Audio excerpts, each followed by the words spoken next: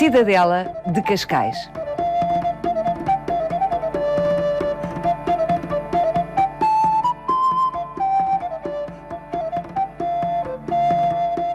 A Torre de Santo António é a primeira construção defensiva marítima erguida aqui, na Baía de Cascais. Foi Dom João II, no século XV, que a mandou levantar. Ironicamente, foi esta fortificação que foi cercada pelo Duque de Alba para tomar Lisboa para Filipe de Espanha.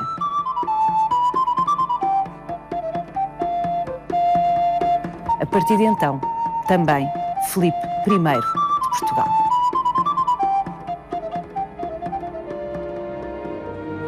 Quatrocentos anos depois, no século XIX, um dos edifícios da Praça de Armas da Cidadela foi adaptado para Palácio de Veraneio dos Reis de Portugal. Hoje, o Palácio da Cidadela de Cascais acolhe os chefes de Estado estrangeiros que nos visitam.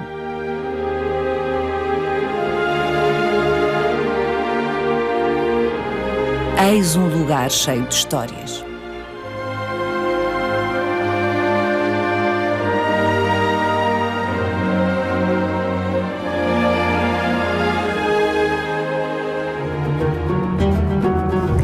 É possível que o nome Cascais tenha origem num corsário muçulmano que aqui esteve no século XI e que se chamava, imagine, Cascais.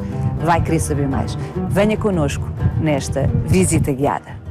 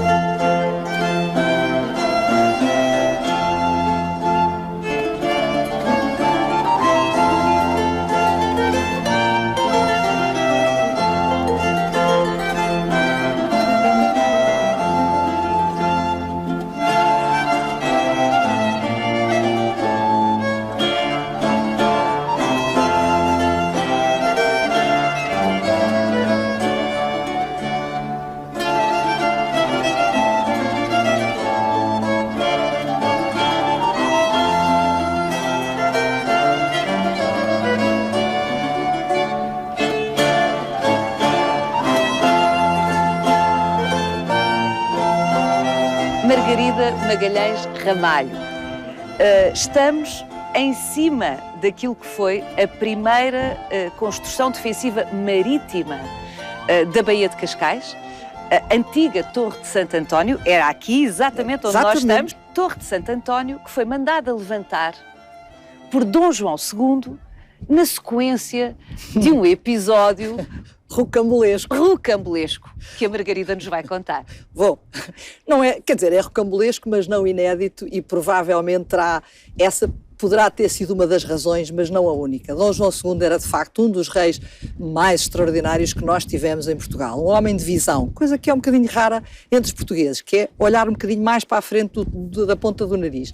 E ele, de facto, teve a percepção de que Portugal estava à beira de ter um império marítimo e que tinha todo o interesse em ter a Barra do Tejo defendida ou pelo menos a Lisboa defendida, que era a capital, no fundo.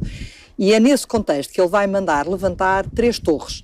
Belém, São Vicente de Belém, que não sabemos se chegou a acontecer alguma coisa no tempo dele, porque a que lá está é de Dom Manuel I. É posterior, mas é natural que tivesse existido ali qualquer estrutura antes. São Sebastião da Caparica, da outra banda, e a ideia era cruzar fogo entre uma e outra. Para além disso, tinham umas caravelas inventadas, segundo diz Garcia de Rezende, com canhões à flor da água, para que, de alguma forma, se os barcos inimigos chegassem, estas caravelas que se moviam rapidamente podiam acertar no casco do navio inimigo e afundá-lo rapidamente. E depois Cascais. E as pessoas muitas vezes perguntam, mas porquê Cascais? Cascais está a não sei quantas milhas de Lisboa, mas é que Cascais era o principal porto atlântico, até essa altura era o principal porto atlântico de Portugal, ou de Lisboa, se quiser. Era aquele que estava à atalaia da Barra do Tejo, aquele onde os barcos esperavam pacificamente na baía, que era uma baía, e é, de águas mansas, e portanto poderiam ficar aqui à espera de vento e maré favorável para entrar à Barra. Ou seja, a Baía de Cascais era o porto natural melhor De Lisboa. antes de chegar à cidade de Lisboa. Exatamente. Aqui todos os barcos, antes de entrarem no oceano, paravam para meter a última água e os últimos mantimentos, que muitas vezes eram fruta e legumes que vinham de Sintra, mas também era o primeiro sítio onde se parava quando se chegava a Portugal.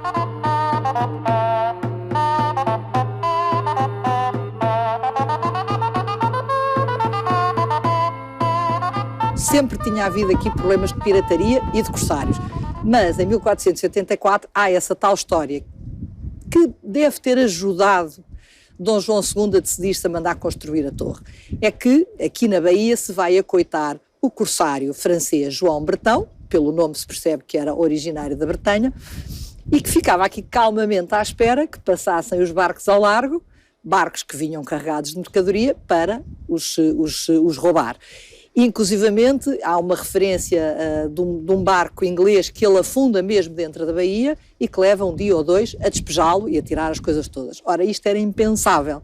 Portugal não se podia dar ao luxo de ter as suas costas com fama de terem corsários. E então a rainha Dona Leonor, que estaria pontualmente a substituir o marido, Dom João II, escreve uma carta muito bem educada ao João Bretão, dizendo-lhe que mandamos-te muito saudar, fantástica, e que de facto não faz muito sentido estar em Cascais a filhar os barcos que vêm a Portugal, isto... e o rei não vai gostar, e se vocês era bom que pegassem no barquinho e fossem daqui para fora. Mas vai avisando, é porque o meu marido, se vocês não forem, vai mandar atrás os seus barcos, porque isto já há outros que fizeram a mesma coisa e aconteceu-lhes o mesmo. E enquanto ela faz esta carta deliciosa alertando o João Bretão, e atenção, porque ele é um corsário, não é um pirata. Pois, um porque corsário, eu estranharia que uma rainha se desse ao trabalho, de uma ação quase diplomática junto de um pirata. Porque um corsário não é um pirata. Um corsário é um pirata, mas é um pirata legal. É aquele que paga imposto ao seu rei e que trabalha para o seu rei. O nosso... Rouba para o seu rei. Oh, com certeza. O nosso infante Dom Henrique também tinha a sua armada de corsários, portanto isto era normal. Os reis tinham... No século XV era assim. Era assim.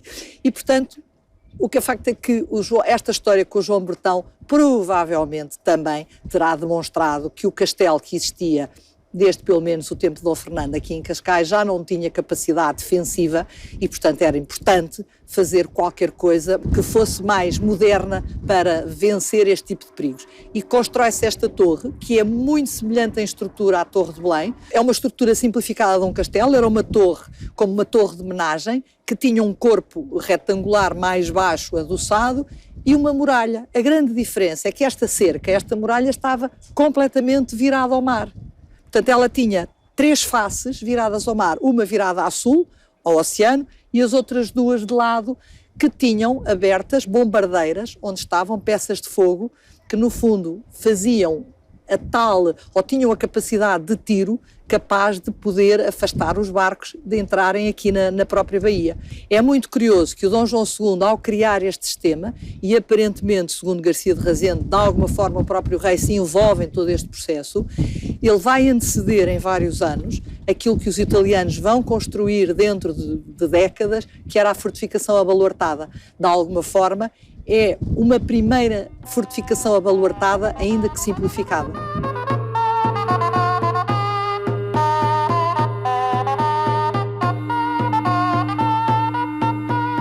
O nome de Cascais, se calhar, tem origem no nome de um pirata. É uma ideia engraçada que foi levantada pelo nosso grande olicipógrafo José Sarmento Matos, que num dos seus livros chama a atenção para a proximidade de sons de Cascais e de Cascais. E quem era Cascais? Cascais era o almirante... K-A-X, K-A-X. Pelo menos, do ponto de vista do som, é assim que nós o transcrevemos.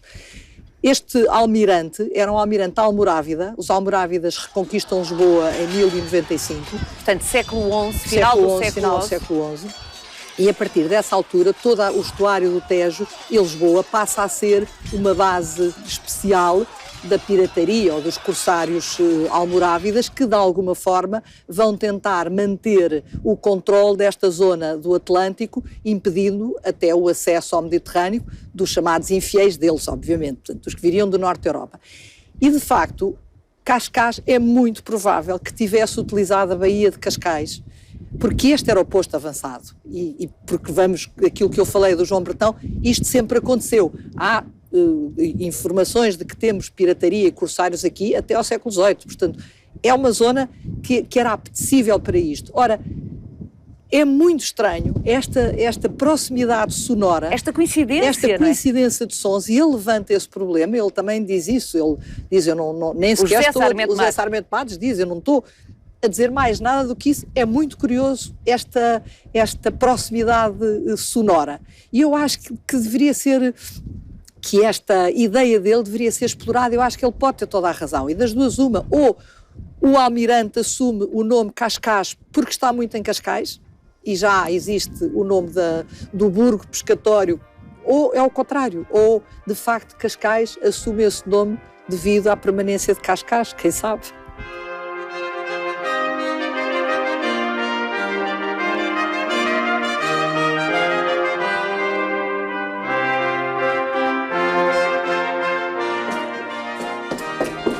Margarida, descemos do topo da Torre de Santo António para ficar aqui junto às muralhas de Nossa Senhora da Luz, da Fortaleza de Nossa Senhora da Luz, que já existia quando o Duque de Alba cerca esta fortaleza para tomar Portugal. É verdade. Durante muito tempo pensou-se que, de facto, ela não teria já sido pós-período filipino, mas um documento encontrado num arquivo em Veneza prova de que quando as tropas do Duque de Alba aqui chegam já existia uma fortificação triangular, como eles chamavam, à la moderna. É evidente que isto não quer dizer que a fortaleza estivesse completamente concluída, mas pelo menos as muralhas exteriores estavam com certeza já a envolver a Torre de Cascais. Ou seja, estas muralhas viram o cerco. Viram, pelo menos uma parte delas, aquelas que não ruiu. O cerco do Duque de Alba em 1580. Que será um cerco complicado. O Duque de Alba vai desembarcar um bocadinho a norte de Cascais, ali perto do Cabo Raso.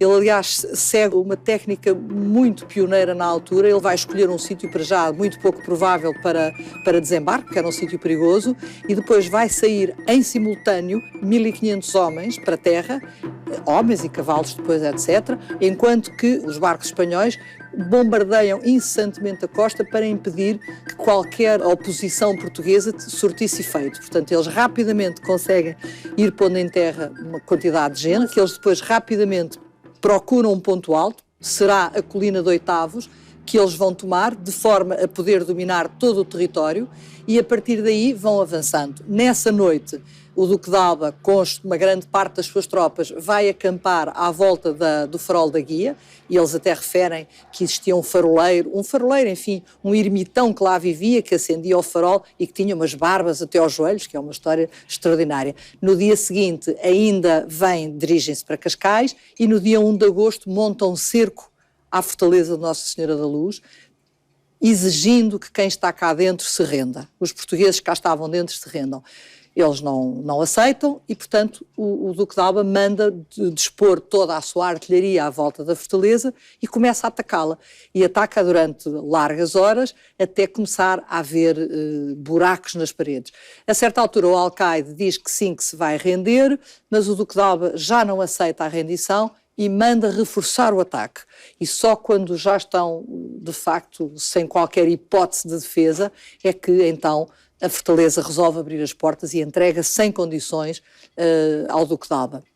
Isto depois tem uma história um bocado dramática, porque o Duque de Alba, provavelmente para criar aqui já uma espécie de exemplo para o resto do país, para que as pessoas percebessem que ele não estava a brincar e que queria mesmo chegar a Lisboa e que ia chegar a Lisboa, ele manda prender todos os que cá estão dentro. O alcaide e os outros soldados cá estavam. Só que há um dos soldados que, a certa altura, troca a sua vida por um segredo. e diz: eu tenho um segredo e quero trocar a minha liberdade por esse segredo. E o segredo era nada mais, nada menos do que a existência na altura, o capitão das tropas do Dom António Prior do Crato, que era o Dom Diogo de Menezes, antigo governador da Índia, que tinha ficado escondido na parte baixa da fortaleza da Senhora da Luz, à espera de que viesse a noite para ele poder sair, fugir e a ir ter com o Dom António Prior do Crato e continuar a encabeçar as tropas portuguesas, porque seria, como foi, altamente prejudicial para a moral das tropas portuguesas a perda do seu principal general, se quiserem. É claro que isto para o Duque de Alba foi uma coisa fantástica, portanto o Dom Diogo é imediatamente preso. No dia seguinte é levado numa mula branca até ao largo da vila, presumivelmente dentro do antigo castelo, onde vai ser degolado, o que é uma coisa rara, porque o Dom Diogo de Menezes, pela sua condição nobre, de nobre aristocrata, nunca deveria ter sido degolado, mas é degolado. O alcaide é enforcado aqui nas muralhas da fortaleza, com mais 2 soldados, e os corpos ficam pendurados a partir de 2 peças de artilharia, portanto, para que toda a gente as visse e, de facto, não houvesse qualquer dúvida do que é que estava em jogo. E, de facto, consuma-se a tomada de Cascais. Rapidamente eles chegam a São João da Barra. São João da Barra também resiste ainda uns tempos, mas depois acaba por cair, e rapidamente vão se defrontar com as tropas do Dom António Prior do Crato em Alcântara e ganham, como sabem. E, como estava previsto, antes do inverno, o Filipe II era, de facto, senhor de todo este reino. Filipe I de Portugal. Filipe I de Portugal. 60 anos de Filipe. É verdade que no meu tempo da escola se dizia 60 anos de tristes recordações, que era como terminava o capítulo do livro de história.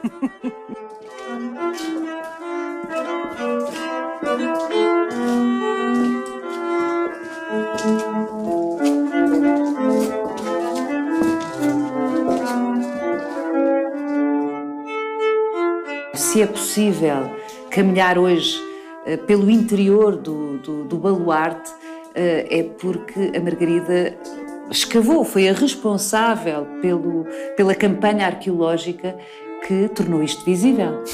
Foi uma bocadinho aventura, mas mais ou menos isso. Isto começou em 1985, com um trabalho de faculdade. Depois cheguei à conclusão que havia uns espaços que estavam fechados e que não estavam visíveis. Depois de uma série de peripécias, conseguiu-se autorização para abrir este baluarte onde nós estamos.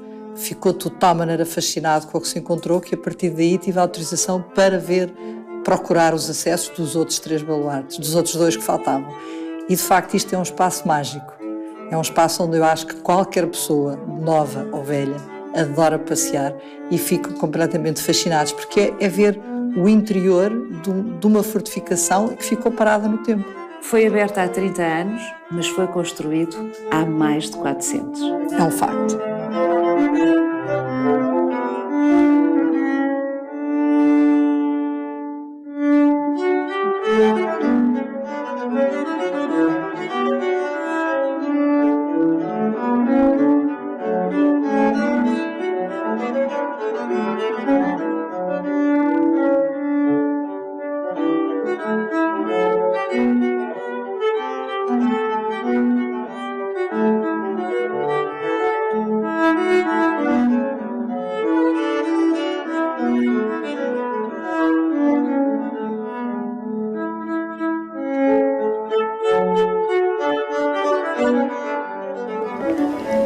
Margarida, que bem arranjada está a Cidadela de Cascais. É bom ver isto em tão boa forma, mas de facto esta requalificação recentíssima é a última das sucessivas intervenções que foram feitas na Cidadela de Cascais ao longo de séculos. É verdade. Não é? É. Não, é engraçado porque, de facto, como nós já falámos há bocado, começa com a torre, passa à Fortaleza da Luz, mas como isto é tudo pequeno, houve necessidade de se fazer uma coisa maior. Ela é pensada no tempo de Filipe I, é quando surge o projeto da Cidadela, mas ele nunca chega a ser concretizado. Mas ele só é levado a cabo, como aliás outras fortificações que foram pensadas no tempo dos Filipes, mas que só foram levadas a cabo com Dom João IV, quando após a restauração a primeira grande atuação foi defender Cascais, porque ainda estava bem vivo o que é que tinha acontecido 60 anos antes. Mas a fortaleza aguentou até ao terremoto. O terremoto veio a alterar drasticamente a situação. 1755. 1755. É de facto uma coisa dramática num país que fica com 3/4 do país destruído, não foi só Lisboa. 3/4. 3/4, praticamente. Sabe das coisas mais interessantes que eu aprendi com o terremoto, quando agora nestes últimos tempos que me dediquei também a pensar sobre o assunto, é que este terremoto é sentido desde Agadir até a Holanda. Em Espanha há imensos restos dos escombros do que foi esse terremoto e o tsunami chegou ao Brasil. Portanto, isto foi uma coisa de uma magnitude absolutamente brutal. E de facto Lisboa é arrasada, que toda a gente sabe, foi Sintra, foi Cascais, à exceção das muralhas da Cidadela e das muralhas da Fortaleza de Nossa Senhora da Luz. Bem construídas, é engraçado, é engraçado. Que as guaritas caíram, todos estes edifícios que estão aqui à volta caíram, ficou a cisterna sob a qual nós estamos.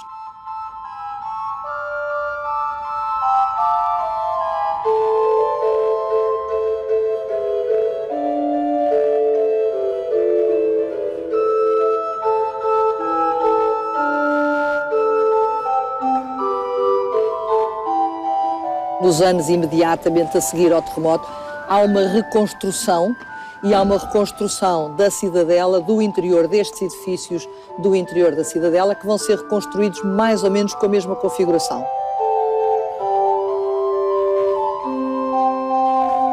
Aquilo que nós hoje vemos é posterior ao terremoto de 1755.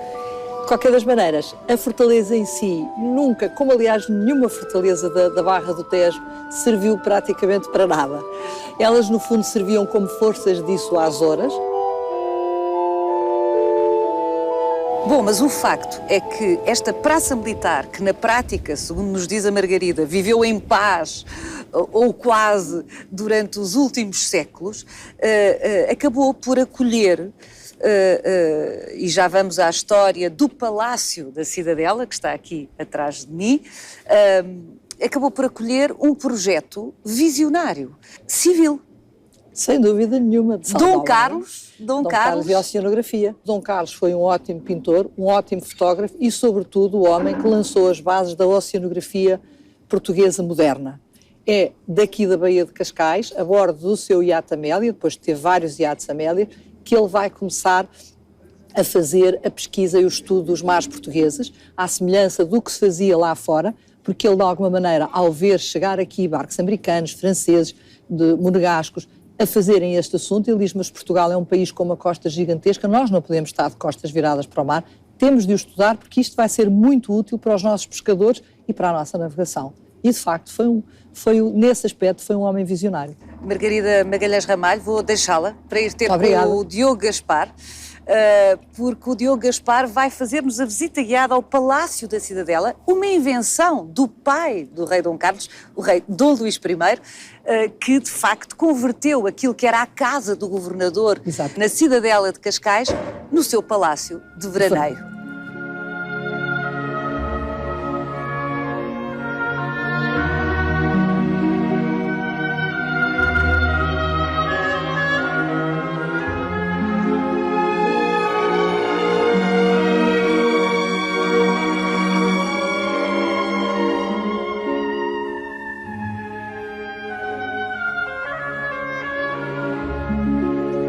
Diogo Gaspar, que boa ideia teve o rei Dom Luís quando resolveu transformar este edifício, num contexto absolutamente militar, discreto, sem história, num palácio. É verdade. Foi nos anos 60 do século XIX que o Barão do Alvite desafiou o rei Dom Luís a um passeio até junto do mar. Estavam em Sintra e nessa altura estavam em moda as estâncias balneares um pouco por toda a Europa mais chique. E o rei Dom Luís vem a Cascais, uma pequeníssima vila pescatória, muito pobre, visita a fortaleza, onde é convidado pelo governador para uma visita, e percebe-se facilmente que essa mesma casa que visita tinha um imenso potencial de se transformar num palácio e numa residência de veraneio para os reis de Portugal. A casa do governador. A casa do governador. Mal sabia o governador que estava a ficar sem casa. Era um acrescento que havia ao edifício de Santa Catarina, que dava para a bateria, portanto para a Praça de Armas, que se liga a uma pequena casa que aqui existia, essa tal casa do governador, que depois, 20 anos mais tarde, surge como o Palácio da Cidadela de Cascais. Uma casa que, a partir de então, tem a história na Casa Real e na República, ou seja, em todos os chefes de Estado, desde o rei Dom Luís. Uma casa que serviu reis e presidentes.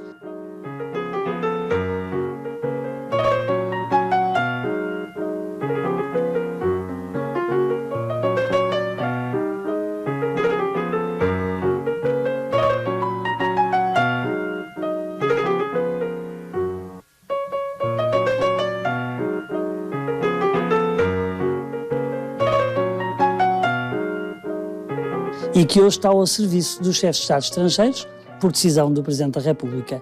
São os convidados do Presidente, os que fazem as visitas de Estado a Portugal, que aqui ficam hospedados durante a sua passagem pelo nosso país. O que significa que conviria que esta casa que recebe os chefes de Estado estrangeiros fosse uma espécie de montra do que temos de bom em Portugal.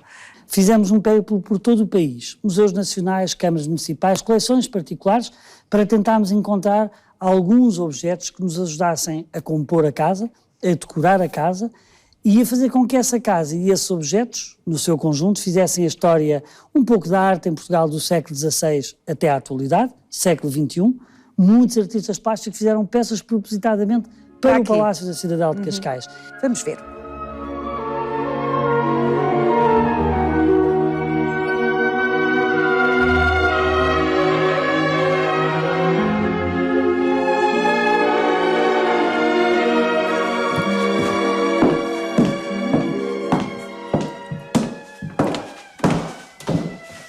Diogo, convém começar por aqui, porque estas duas baixelas, uma da monarquia, a outra da República, são de alguma forma introdutórias à história deste palácio. Sobretudo à forma como a monarquia e a república convivem tão salutarmente nesta casa.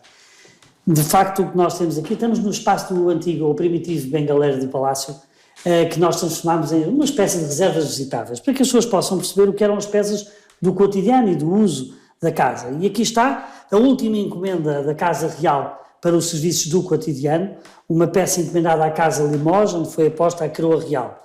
Em 1910, o primeiro Presidente da República decide, quando vem passar férias à Cidadela de Cascais, que deve ser substituído o serviço por um idêntico feito em Portugal, e daí esta cópia fantástica feita nas fábricas da Vista Alegre, com a particularidade de ter aposto o escudo da República Portuguesa. E por isso, estas duas peças marcam a continuidade daquilo que é uma vivência do cotidiano desta casa.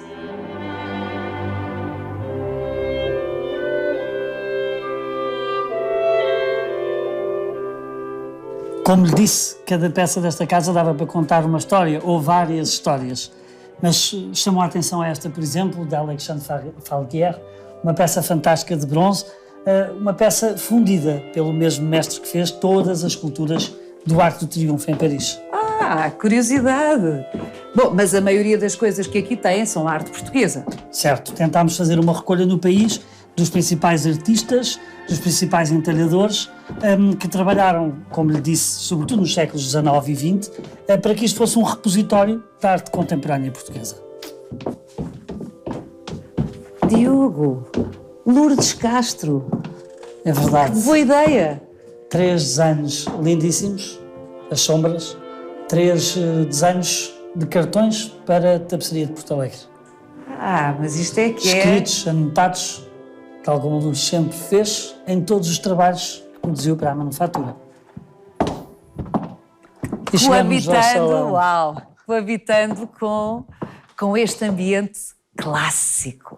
Sim, um ambiente, um espírito muito século XIX.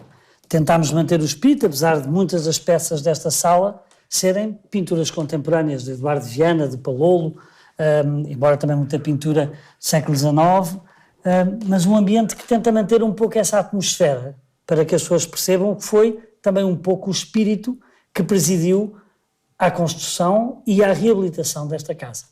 Os tetos, por exemplo, são pinturas sobre tela já do período do rei Dom Carlos, umas pinturas magníficas que foram recuperadas, estavam bastante deterioradas, mas que marcam o salão e que ditam, obviamente, a sua organização espacial. Desta sala, por exemplo, a única peça original ainda do tempo do rei Dom Luís é o fogão de sala, que depois o Marçal Carmona, inspirando-se nesta peça, manda desenhar aos móveis Olay, extraordinário, o mobiliário de assento e os 2 tremores. Anacrónico, ou seja, replicando uma fase muito anterior. Sim, era uma forma de manter também um pouco esse espírito, porque as peças da casa, no final da monarquia, praticamente todas elas tinham desaparecido ou foram vendidas em asta pública, muitas, outras foram para outros palácios nacionais e, portanto, a casa estava completamente pauperada em termos de mobiliário. E como foi o Marçal Carmona o primeiro Presidente da República que, de facto, habitou o palácio, muitos anos ainda. Sim, todo o mandato. É extraordinário que o Marçal Carmona toma posse em 28 e antes de 30 já aqui está a residir. Portanto, foram feitos melhoramentos, ficou até morrer. Até ao ano da sua morte. Foram 25 anos praticamente de vida como chefe de Estado e de permanência aqui no Palácio. Uma vida.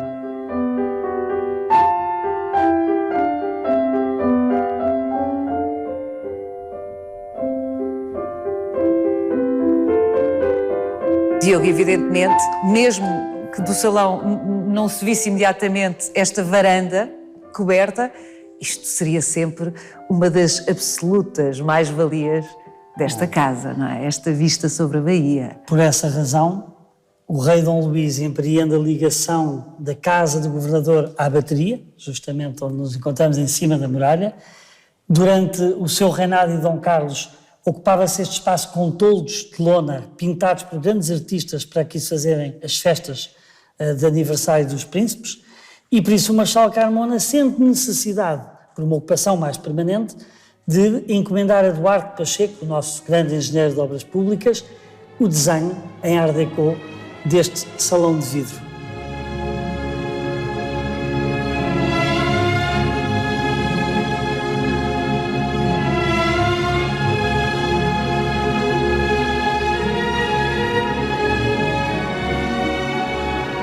Uma esplanada absolutamente única, com uma vista absolutamente idílica sobre a Baía de Cascais, a Barra do Tejo e o mar.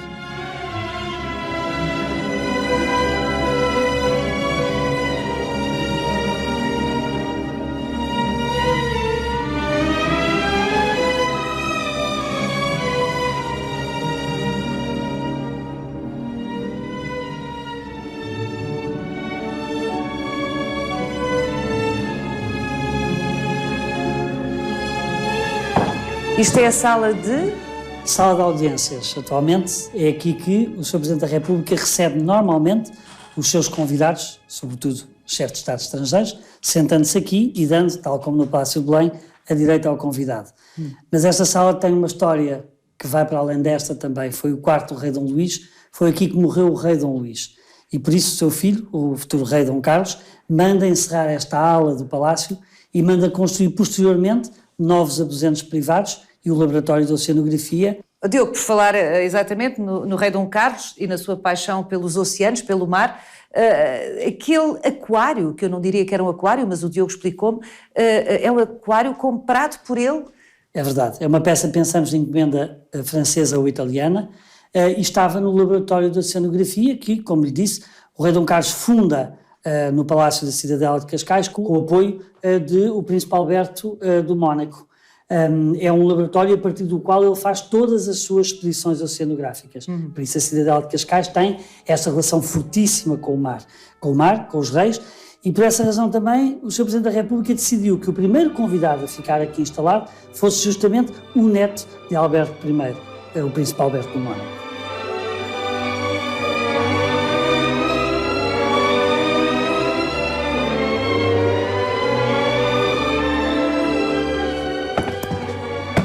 Entramos agora no espaço que nós chamamos hoje sala de fumo e sala de jogo. Tentámos criar aqui um repositório de arte contemporânea portuguesa. Peças de grandes artistas como Vieira da Silva, Paulo Rego, Almada Negreiros, Domingos Rebelo, Cruzeiro Seixas, Lapa. Muitos destes artistas fizeram peças propositadamente para aqui. Há, aliás, momentos interessantes em que esses artistas vieram ver colocar as suas peças nestas salas. Bom, e não posso deixar de reparar uma cómoda de Cisa Vieira. É verdade, tentámos recuperar também peças de mobiliário, porque esta casa tem, e posso-lhe mostrar agora aqui na sala de bilhar, histórias interessantes que vêm desde o período ainda de Dom Carlos. Dom Carlos era um homem do seu tempo e que deu prioridade à aquisição de peças contemporâneas, suas contemporâneas, do que propriamente a tentar restaurar peças que vinham tradicionalmente dos seus antepassados. Estas cadeiras, peças de Arts and Crafts, foram compradas, por exemplo, por catálogo à Casa Maple e fizeram a decoração de uma das mais importantes salas do Palácio de Belém, que era a sua residência enquanto príncipe. Por exemplo, este banco que aqui está atrás de nós foi desenhado pelo rei Dom Carlos para a mesma sala. Não é? De o banco apoio. do bilhar. Exatamente. Era aqui que os convidados assistiam à partida do bilhar. E foi executada por Leandro Braga, um dos mais importantes marceneiros, que esteve ao serviço da Casa Real e que foi responsável por muito do parquet desta casa, que de sala para sala é diferente, tem um desenho diferente.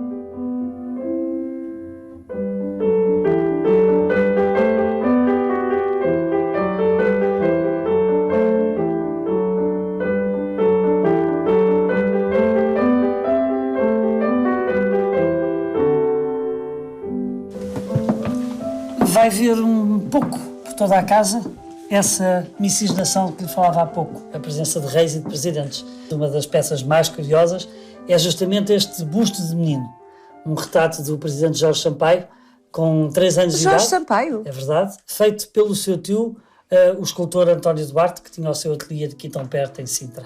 Quem diria? Jorge Sampaio, presidente da República, com 3 anos de idade. Também foram crianças. Exatamente. E é isso que nós mostramos nas nossas visitas.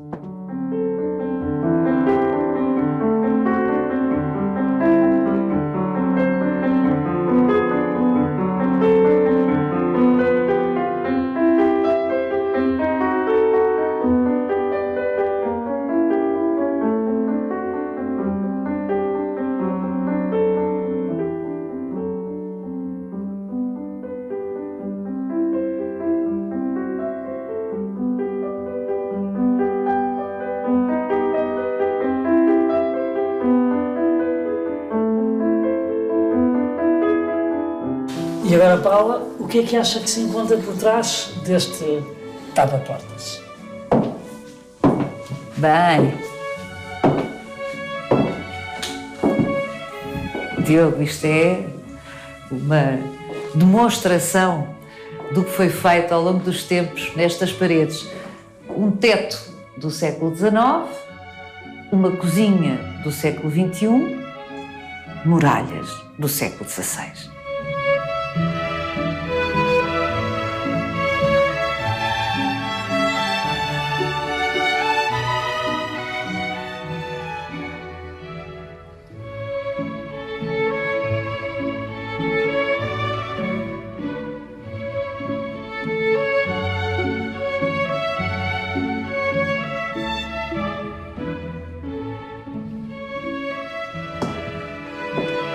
Diogo, isto é mais do que uma sala de jantar. É verdade.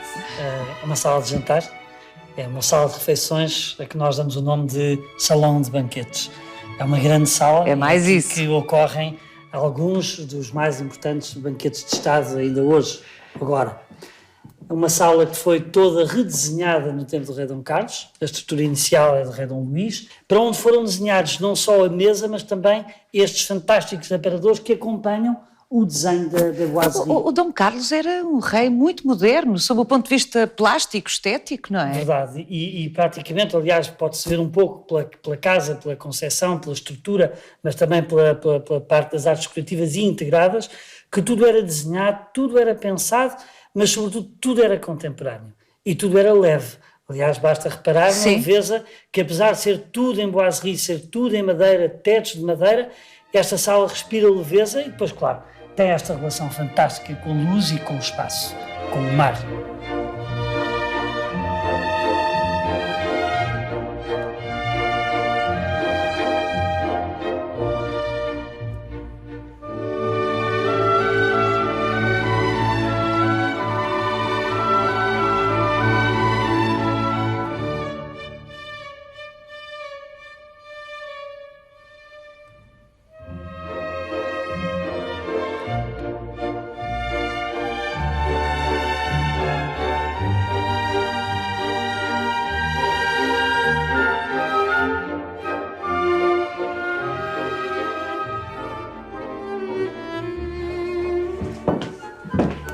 Estamos na suíte Dom Carlos, demos-lhe este nome em homenagem ao rei que mandou construir este piso do palácio.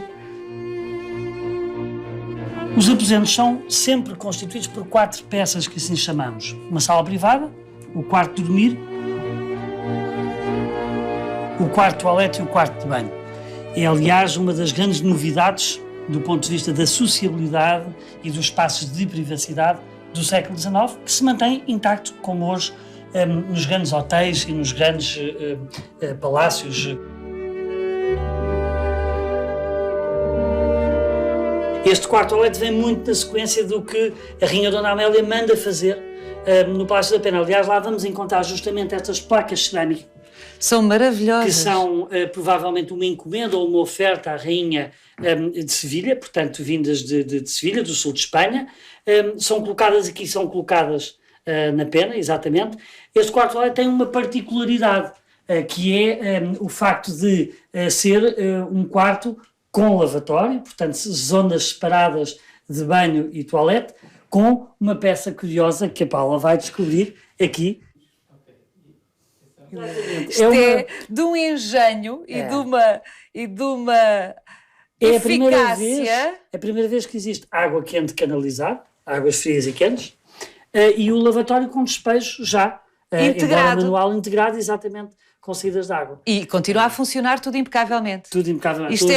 Hoje em dia, obviamente com as alterações atuais, a casa de banho já tem peças, tudo, mas tem como tudo é evidente. Mas funciona, tudo funciona. Se quisermos, funciona. Aliás, ao que aprendi, também consigo, aqui o Palácio da Cidadela foi o primeiro local público a ter eletricidade.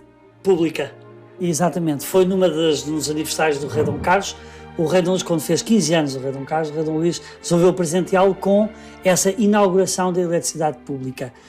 Mais tarde, foi aqui no recinto do Palácio, no Passeio Maria Pia, mais tarde o rei oferece a Lisboa esse engenho e o conjunto dos candeeiros que fizeram aqui a primeira vez que se deu a luz, energia pública a uma vila, no caso em Cascais.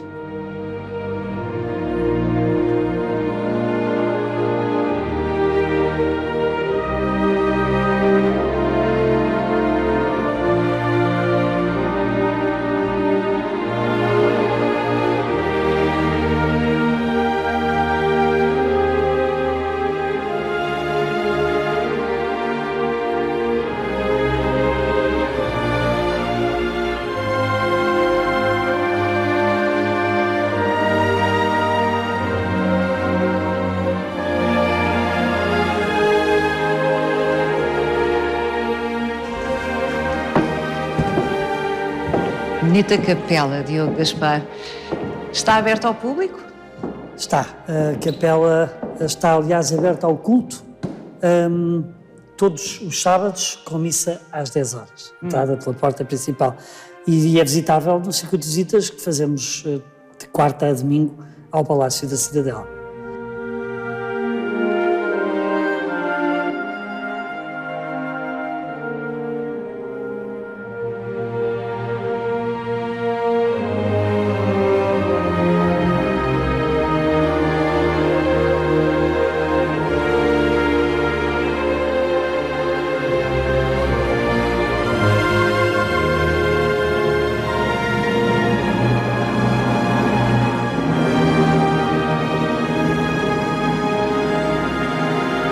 Encontra este e os outros episódios do Visita Guiada na RTP Play ou na nossa página de Facebook.